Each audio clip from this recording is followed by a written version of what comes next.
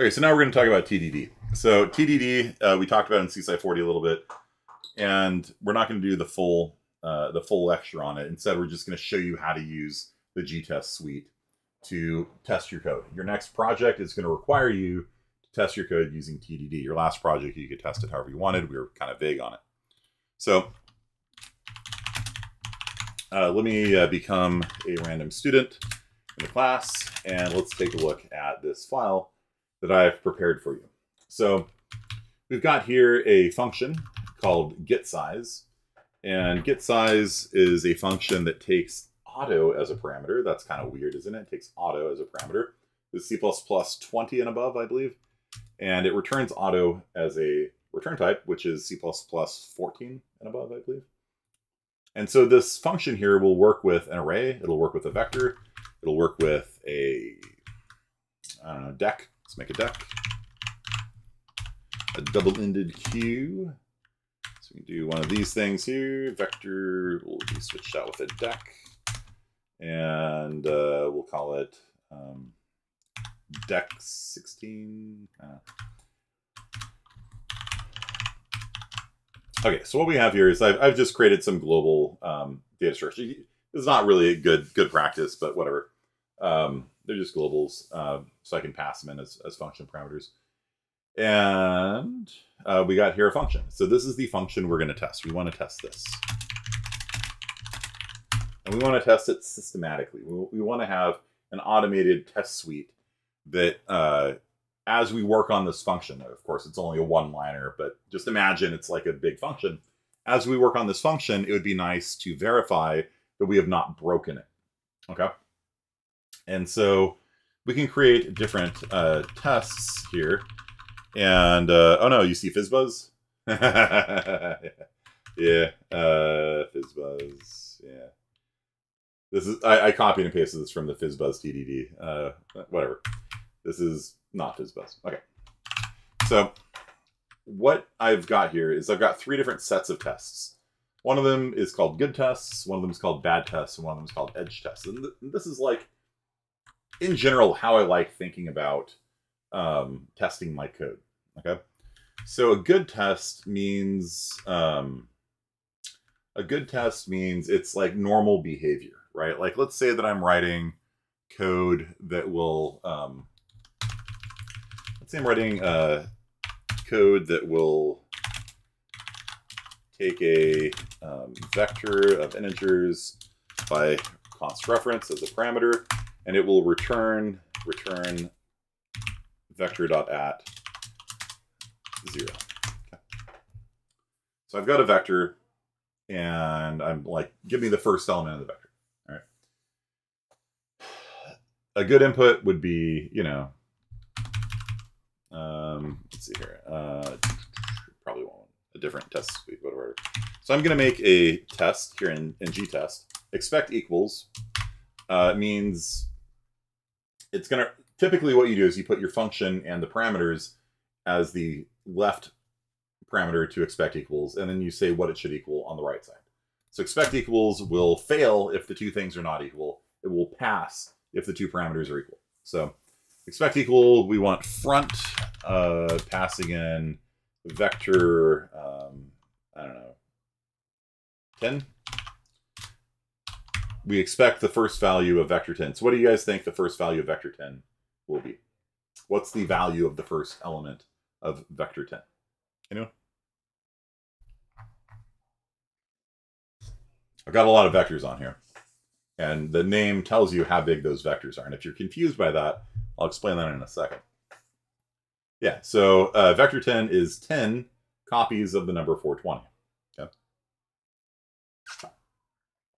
So I would expect front, if I pass vector 10 into it, to return the value of 420. Just like that. And I'm missing a parentheses. There we go. So if we call front, we pass in vector 10, we get 420, yay, we pass the test case. If we got something else, we're busted. Okay, we got a problem here. Okay. So if for example somebody changed that to 410 and it needs to be 420 or something like that, then this test would fail. All right. So a good test is just normal behavior, like just normal. That's what you expect, the average, user to see and to use. The bad tests are bad input. Okay. So if you have a function where, like you have .at, right? .at is not allowed to take a negative number, right? Technically, it's an unsigned, so it underflows, but you can't do vector.at -1. This isn't Python, right?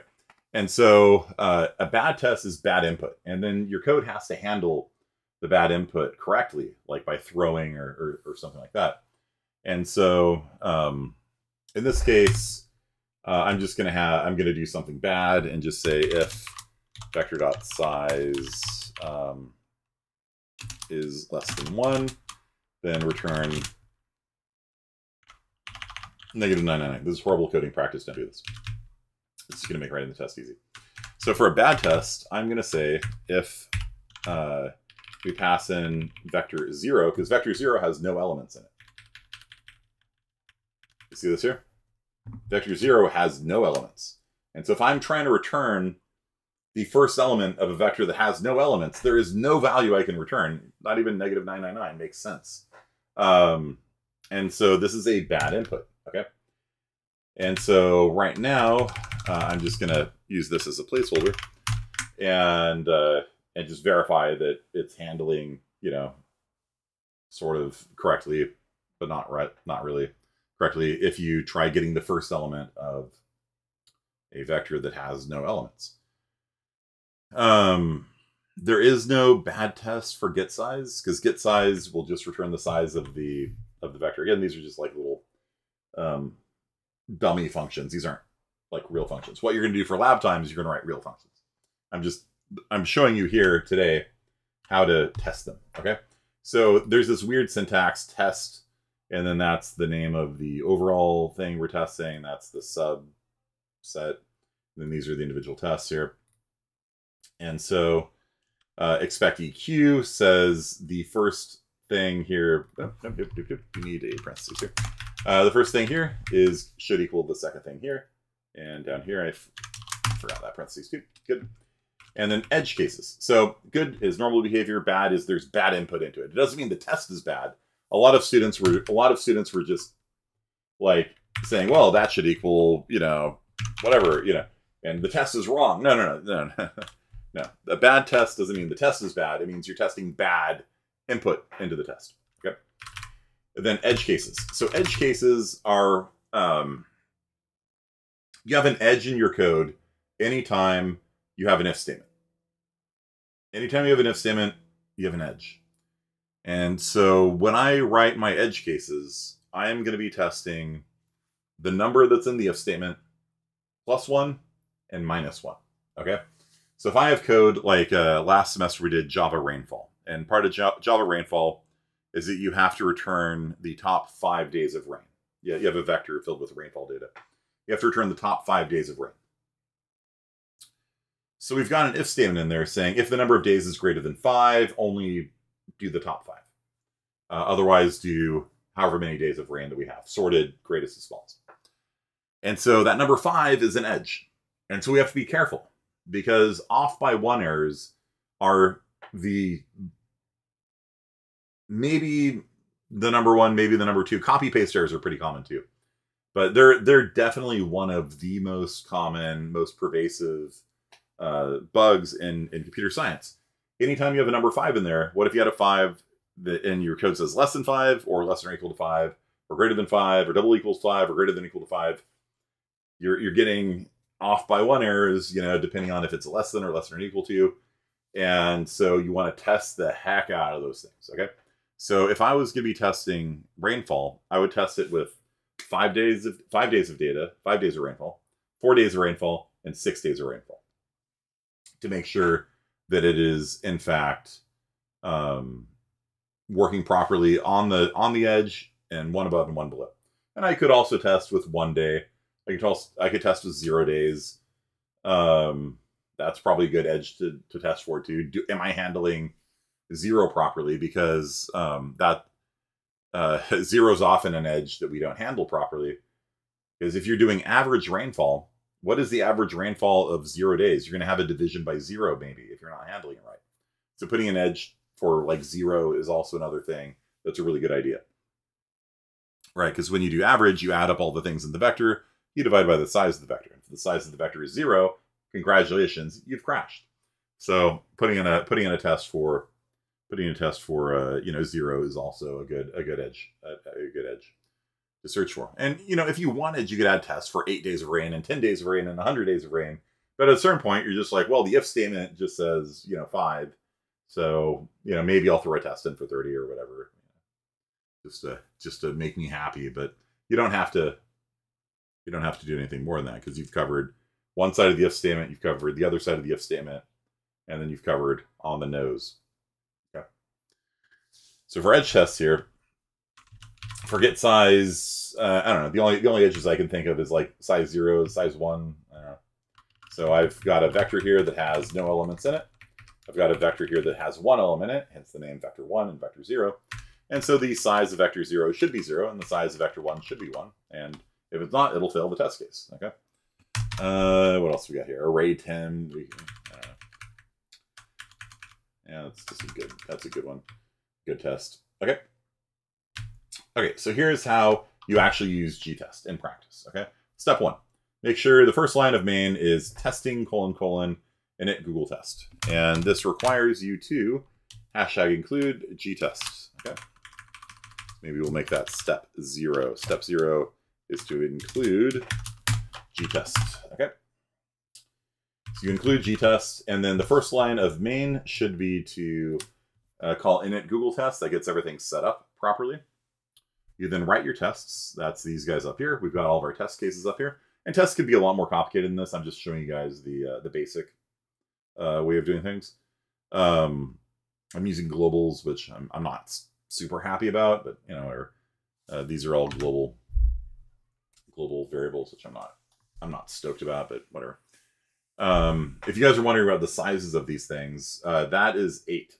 So 010 is 8, because that is octal. Octal is base 8. An octal number starts with a leading 0.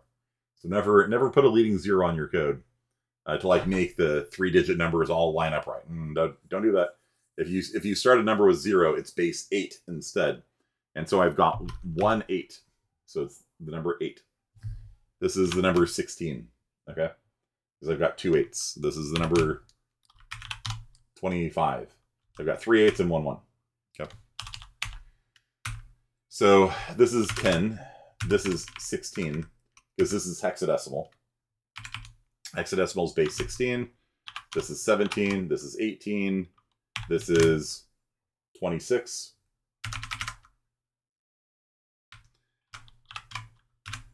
So, so vector 26, we put that in here. Make sure the size of that is in fact 26. Make sure I typed it in right. I got a test for it now. Testing gives you confidence that you didn't screw up your code. This is also 16. This is a duck though, instead of a vector. This is an array of size 10. This is binary. So it is binary 2. We have 1 in the 2's digit, 1 in the 1's digit. So that's 3. And this is a vector of size 1, vector of size 0. Okay. So I've got all my tests written. I've called Google init. I've written my tests, and then I'm going to call run all tests. And you don't have to call run all tests every time. Like a lot of times, I'll just have a button I can hit that will, run tests and prove that my code is correct. But here, all my code's doing is just running tests and just verifying the correctness of my code. So when you guys do your next project, you will need to write Gtest tests for every function you write. And then you will hit run all tests at some point. Might be one of the options in main or something like that. Call run all tests. And when you do that, G++ main.cc-l Gtest, you have to link the Google test library. By the way, if you don't, you will get a linker error. Okay, sorry. Did I forget it? Yep, I forgot a parentheses again.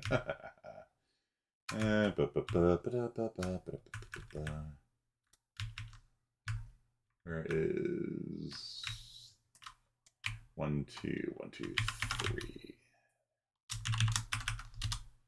You will get a, dang it. Did vector 16 change? Oh yeah, vector 16 change. And 26. So that guy's gone. All right. You'll get a, damn it.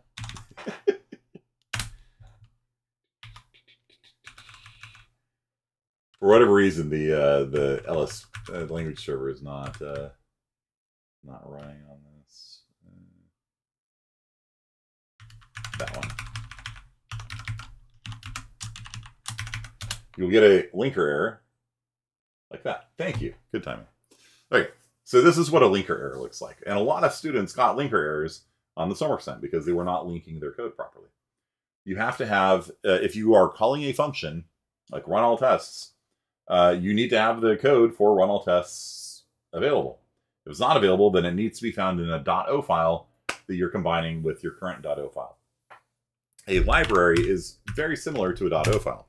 And so we have installed something called, damn it, he doesn't know sudo update db.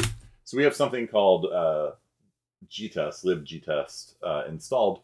And a library is very similar to a .o file. It's a .a file. A .a file is very similar to a bunch of .o files just merged together into an archive. And so when you do -l gtest, what's happening there is, okay, that's taking forever. Go index faster, please. We're not Windows.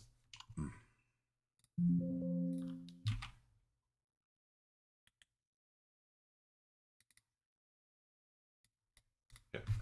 Locate lib gtest. There. So a .a file is like a .o file, but it's just multiple .o files merged together. So if I were to use the nm command, the nm command tells you what is inside of a .o file or .a file. You'll see that we've got inside of here exec death test spawn child, which is a very metal name. Like, it's a good name. Exec death test spawn child. I like that. I like that. We're gonna pretend this one doesn't exist. What else we got in here? Create test, all this kind of stuff. So inside of this, inside death test implementation, death test, forking death test, forking you, nah. Okay. So, so all these things are defined inside of here, right? So we've got all these different functions inside of this .a file. Some of these things it's calling elsewhere. So u is something that it's undefined. So it's calling a function, but it's not found here. Weak reference. Anyway. So there's a lot of stuff that's found in here. So when we were trying to compile this code without, the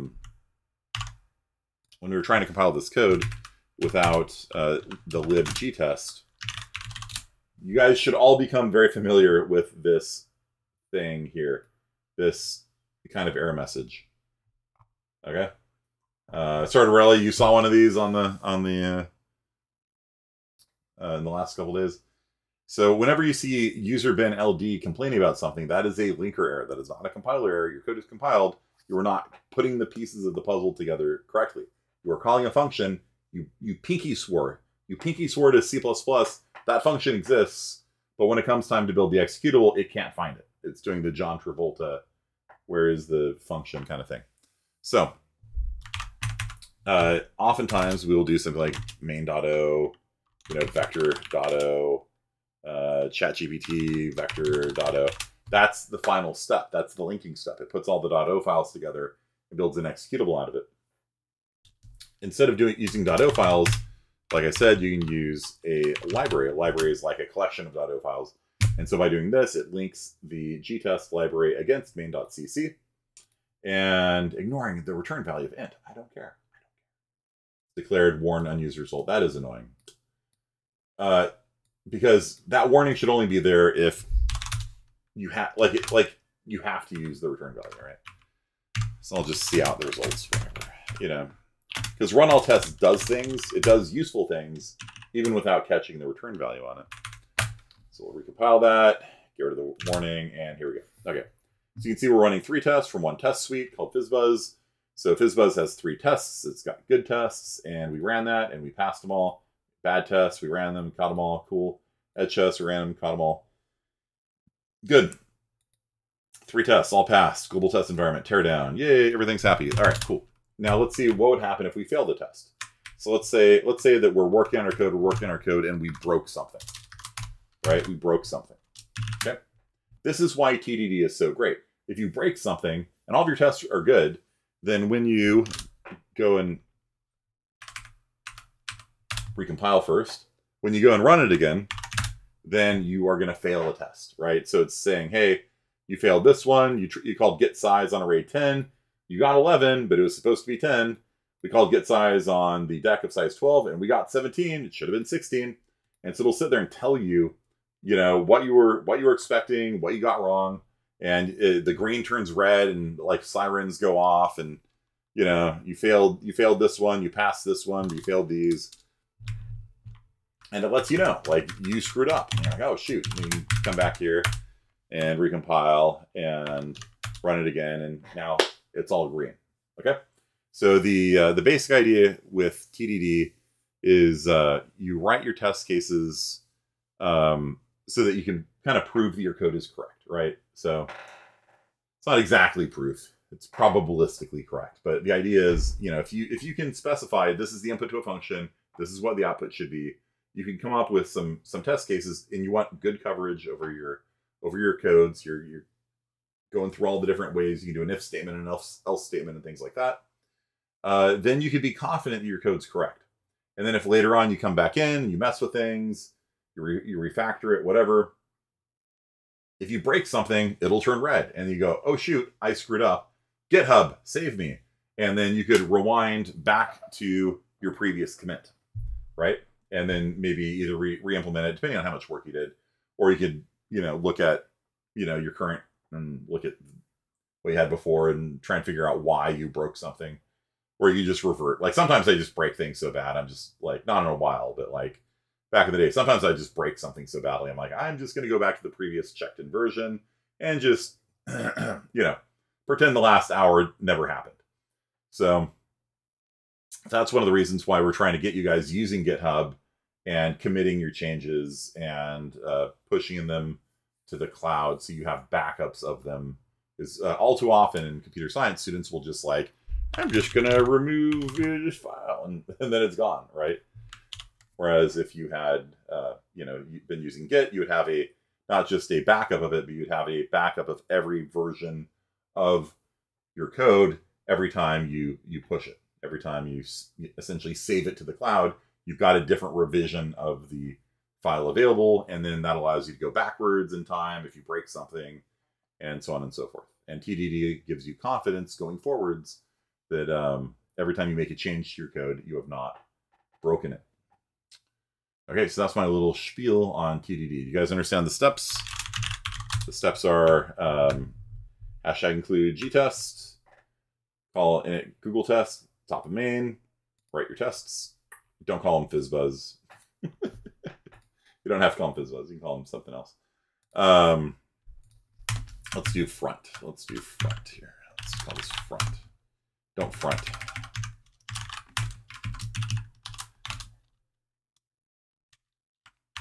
Because it's kind of a different thing, right? So we've got the don't front set of tests. We got the FizzBuzz set of tests. These are testing the get size. Yeah, let me just name these properly, maybe.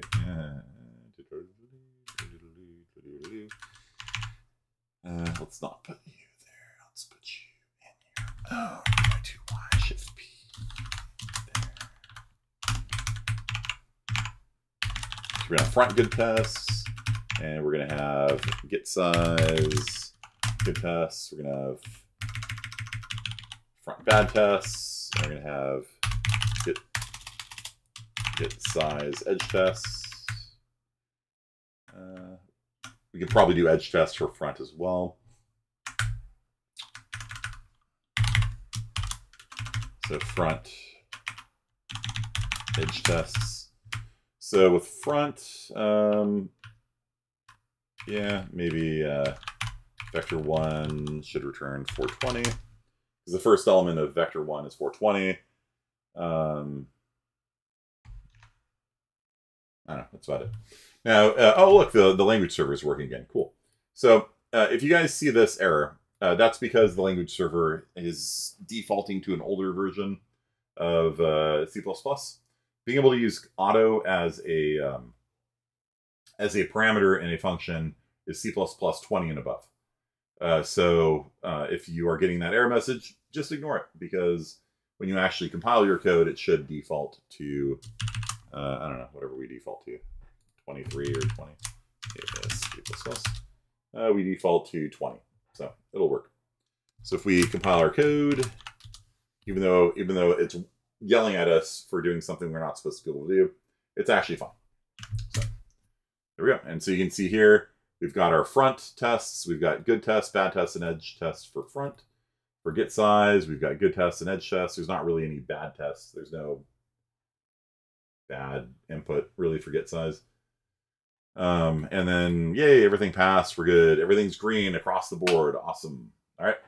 So what you guys are going to do for lab time today is you are going to write 2 functions. And one of those functions is going to be a max function, like max the dog, no, maximum element. And so what you're going to do is you're going to write a function that can take any type of parameter, really. You're going to use auto. And it's going to take 3 parameters that are all auto. And you are going to return whichever one is the biggest of the 3. Okay? And you might be like, well, do they all have to be the same type? Probably. What happens if we pass in a type that doesn't have a greater than function? It won't compile. So don't worry about it. Just try it with things that have a greater than or less than defined on them, like integers and strings and things like that. By the way, this is something that got students in the previous class. Can you do this?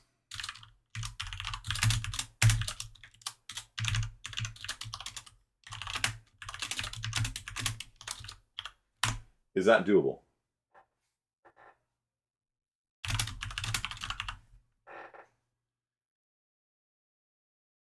Nope, you can't. I mean, it'll probably compile.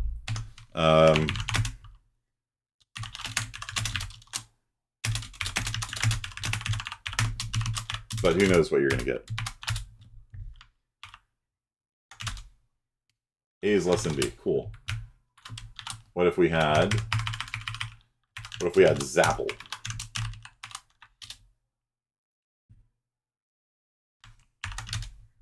A is still less than B.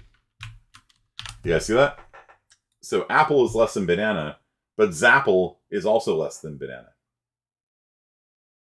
The reason for this is because this is not a string.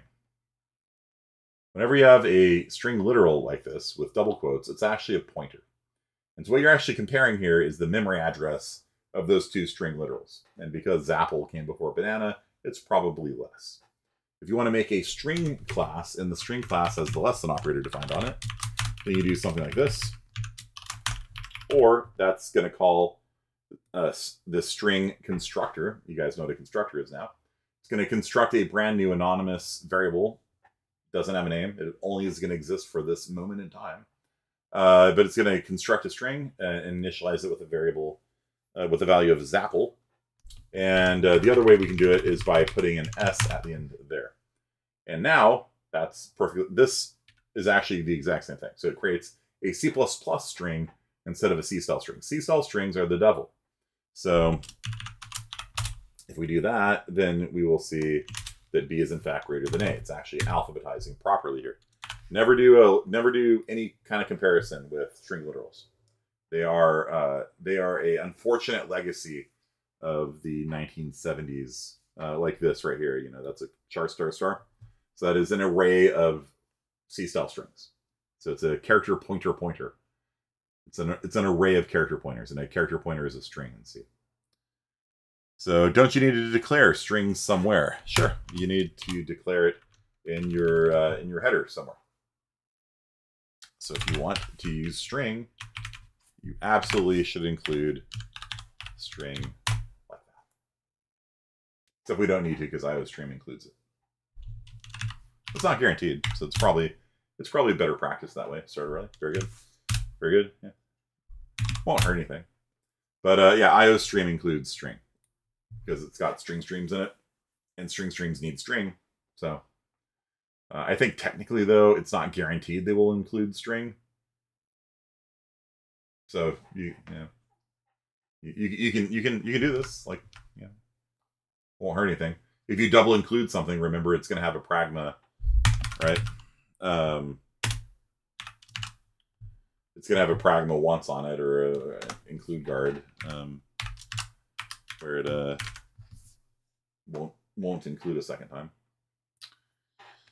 Yeah, don't, if you're going to be doing alphabetical comparisons, either construct an anonymous string like this, or put the little s at the end of the double quotes, and that makes it a C++ string instead of a C-style string. C-style strings are the reason people hate C++, by the way.